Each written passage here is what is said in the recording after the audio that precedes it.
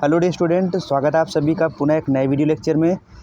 तो dear student, जैसा आप सभी जानते हैं कि आपका क्लास 12th जो फिजिक्स चल रहा था चैप्टर 1 ख़त्म हो चुका है और एनसीईआरटी के अकॉर्डिंग चैप्टर 1 में आपका गॉस का प्रमेय भी आता है।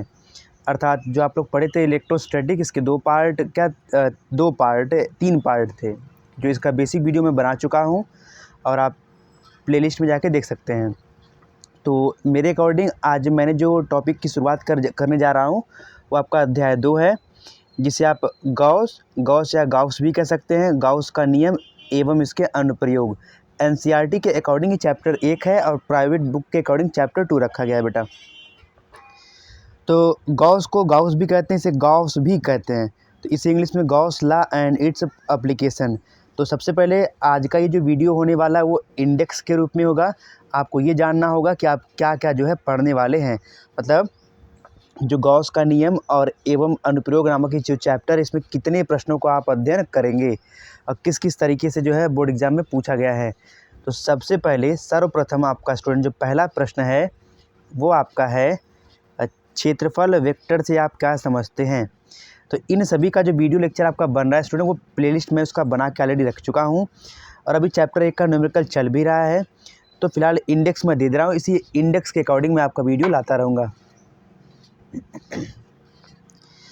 तो जो पहला प्रश्न आपका है बेटा वो है क्षेत्रफल वेक्टर से आप क्या समझते हैं। और अब हम आगे बढ़ते हैं। तो आज का ये वीडियो केवल प्रश्न के लिए रहेगा, उसके बाद आगे आप धीरे धीरे चलते रहेंगे।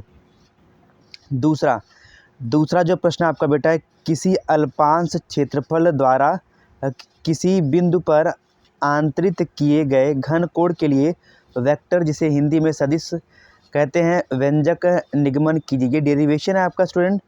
और तीसरा आपका जो है बोर्ड एग्जाम की दृष्टि से काफ़ी ज़्यादा महत्वपूर्ण है, वो आपका है वैद्युत फ्लक्स किसे कहते हैं और किसी पृष्ठ से गुजरने वाले वैद्युत फ्लक्स के लिए व्यापक सूत्र प्राप्त कीजिए।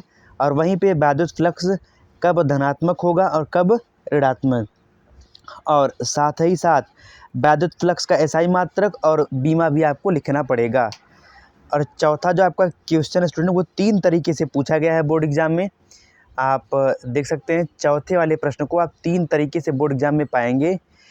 पहला तरीका आपका, क्योंकि ये आपका इलेक्ट्रोस्टैटिक से, जिसे हिंदी में स्थिर वैद्युतिकी कहते हैं, तो स्थिर वैद्युतिकी में गॉस के प्रमेय का उल्लेख कीजिए। और इसी गॉस के प्रमेय को एक और तरीके से पूछा है कि सिद्ध कीजिए कि किसी बंद पृष्ठ से गुजरने वाला वैद्युत फ्लक्स, जिसको आप रिप्रेजेंट करते हैं फाई ई, उस पृष्ठ द्वारा परिबद्ध कुल आवेश Q का 1/F साइलेंट गुना होता है।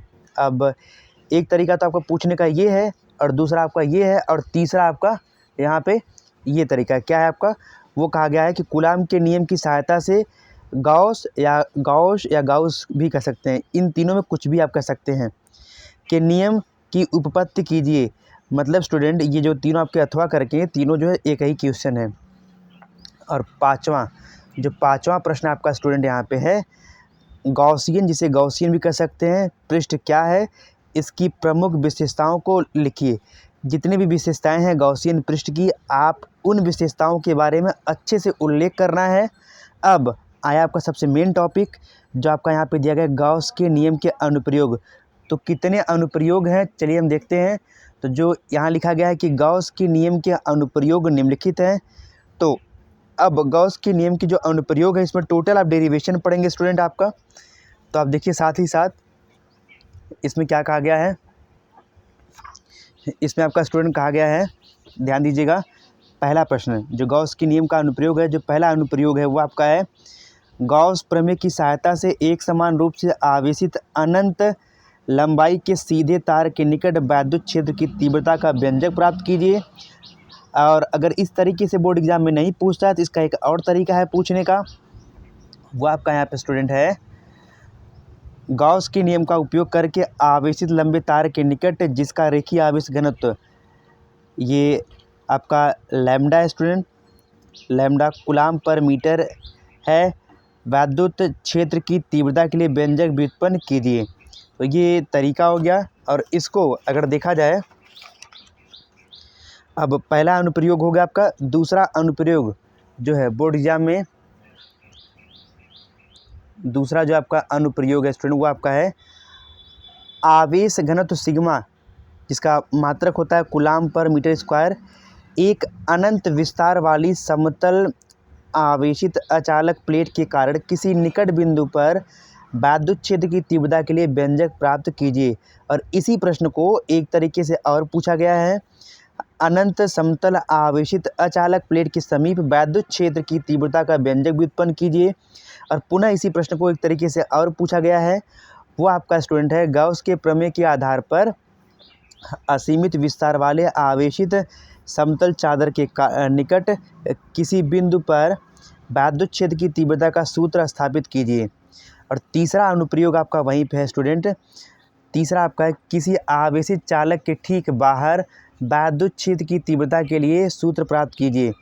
या इसको इस तरीके से पूछेगा, या आपका स्टूडेंट आवेशित घनत्व सिग्मा कूलाम पर मीटर स्क्वायर के एक अनंत विस्तार की समतल आवेशित चालक प्लेट के कारण किसी निकट बिंदु या आपका स्टूडेंट यहाँ पे बिंदु है पर विद्युत क्षेत्र की तीव्रता के लिए व्यंजक प्राप्त कीजिए।